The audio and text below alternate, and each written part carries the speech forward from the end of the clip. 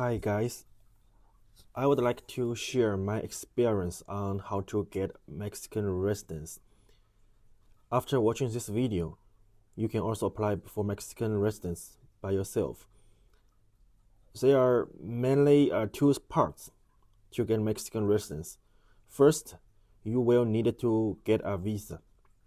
Second, you will have to go to Mexico to apply for the residence card. Let's talk about the visa first. As you may know, U.S. citizens or green card holders, they can go to Mexico freely without applying a visa. Even for people who have valid U.S. visas, such as students or tourists, they can also go to Mexico without applying for another visa.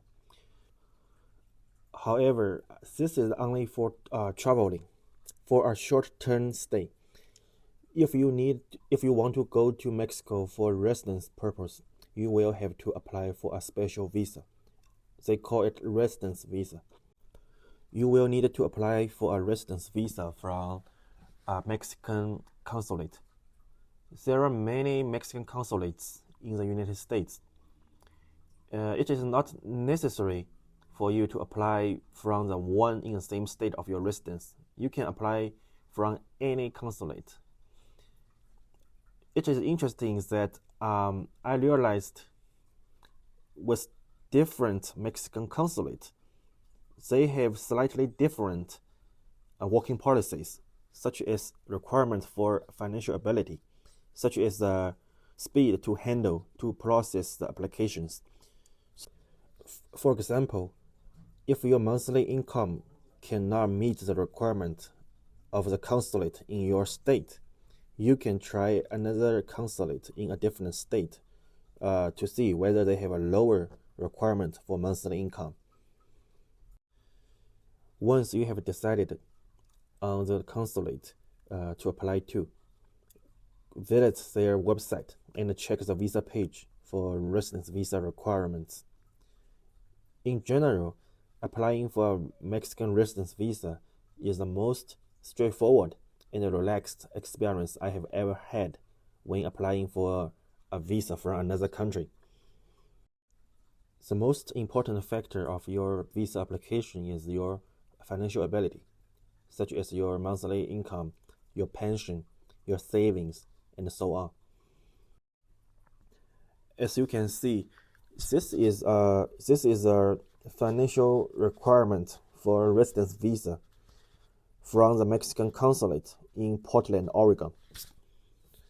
There are mainly two types of visa. One is a temporal visa, one is permanent visa. For the temporal visa, you will need to have a monthly income more than $3,200 US, or if you have a saving or investment or retirement combined more than $53,000 US. As long as you meet either requirement, you will get your temporal visa. For permanent visa, the requirement for financial ability will be much higher. The major difference between these two types of visas is that for permanent visa, you will only need to go to Mexican immigration office one time, while for temporal visa, you will need to go to immigration office 2 more times to renew your residence card. The first time is after 1 year. The second time is after 3 years. So basically, you need to go to immigration office 3 times and finally get your permanent residence card. There's no need to be panicked if you can only get temporal visa, especially if you have planned to move to Mexico once you get the residence visa. There's no difference. You will be living in Mexico while you renew your residence card.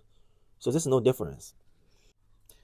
After checking the visa application requirements, if you are confident that you can meet the requirements, then you can prepare your documents and submit to the Mexican consulate. I submitted my application through email address they listed on their website. The document you will be submit are your passport scan copy, one visa application form, your W2s or pay stubs within the last 6 or 12 months, and your checking account statement, your saving account statement, or investment or retirement accounts statements. I also want to talk a little bit about the application form. The form is pretty simple. I think it's just probably like just 1 or 2 page. They just ask about your basic personal information, such as your name, your date of birth, your nationality, and then they will ask you when is your planning date or place of entry. The date and the city are rough plans. You don't have to go to Mexico at that specific time or place. But of course, you need to go to Mexico before the visa expired. After I emailed my application, someone emailed me back about 2 weeks later with the interview date. The interview was about 10 days later, the date I received the email.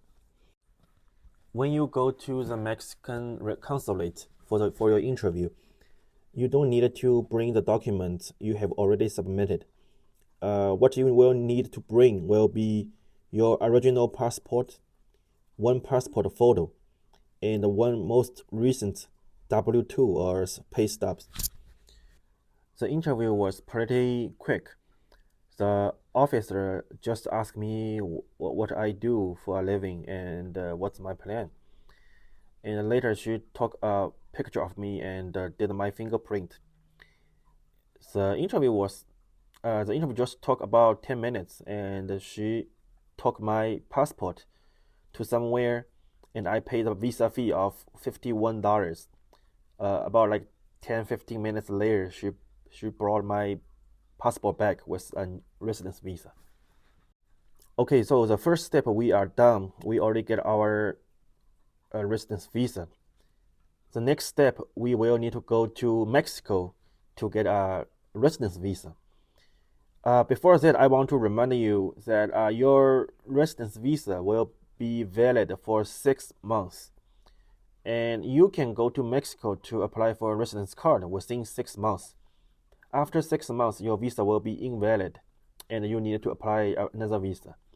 And also, after you go to Mexico, you will have 30 days to go to immigration office.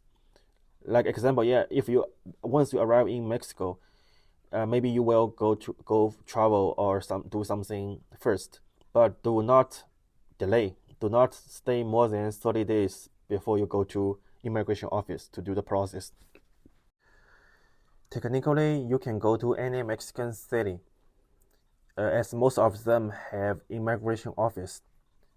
When you arrived in Mexico and pass through the immigration checkpoint, remember, show the officer the visa page, not just the passport page. Because for US citizens, they don't need a visa to go to Mexico for a short term for traveling. So if you just show the visa, you just show the passport to the officer, they will just assume that you are come here for traveling, not for residence purpose. So if yourself don't prepare the visa page for the officers to stamp, they will most likely to ignore it. If there's no stamp on your residence visa, you will not able to apply for a residence card later in the immigration office. So please keep that in mind. You have to let them to stamp on your visa. I made the mistake when I went to Mexico, but fortunately I fixed it later. So please remember that stamp is important. As I said before, when you arrive in Mexico, you will have 30 days to go to immigration office to finish the process. Most immigration office open around 9 a.m. in the morning. But if you go there at 9 a.m. or later, most likely you will not make it that day, because there's a lot of people already waiting in the line way earlier than you, most likely 6 a.m. or even earlier. Due to the increasing number of people who move to Mexico for retirement life, the immigration office needed to deal with hundreds of cases every day, so the waiting line is always lengthy. So once you arrive in the immigration office and wait until they are open, the employee will give people the numbers. For example, if they can handle 100 cases a day, and they will prepare for 100 numbers. If you are in the line of 102 or 103, you will not receive a number, and also you will not get a chance to finish the process that day. So you have to come back tomorrow much earlier. So if you really want to finish the process that day, make sure you go there much earlier than 9 a.m. Otherwise, you will not have a chance to get the number. In the immigration office, there are facilitators who can offer service to people who are seeking a residency card. Facilitators are not immigration office employees. They are independent service providers. Since I don't speak Spanish and I don't understand it very well, it would be challenging for me to handle it by myself.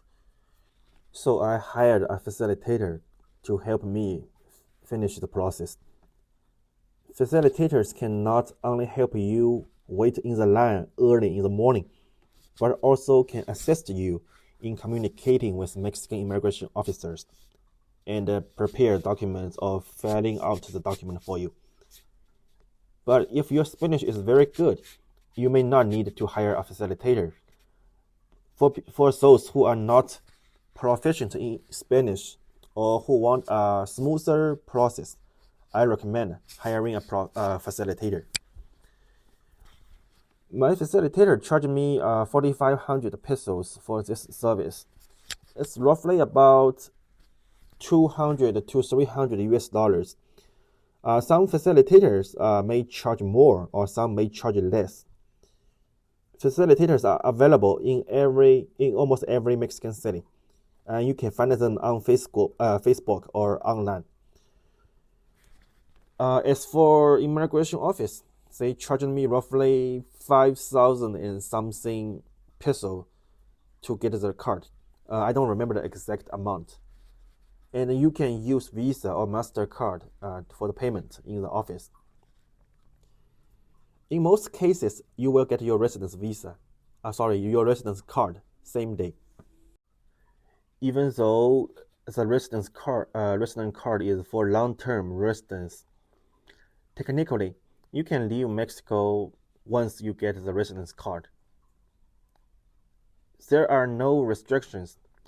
Unlike the U.S. green card, you don't have to live in Mexico for a certain period to maintain your status.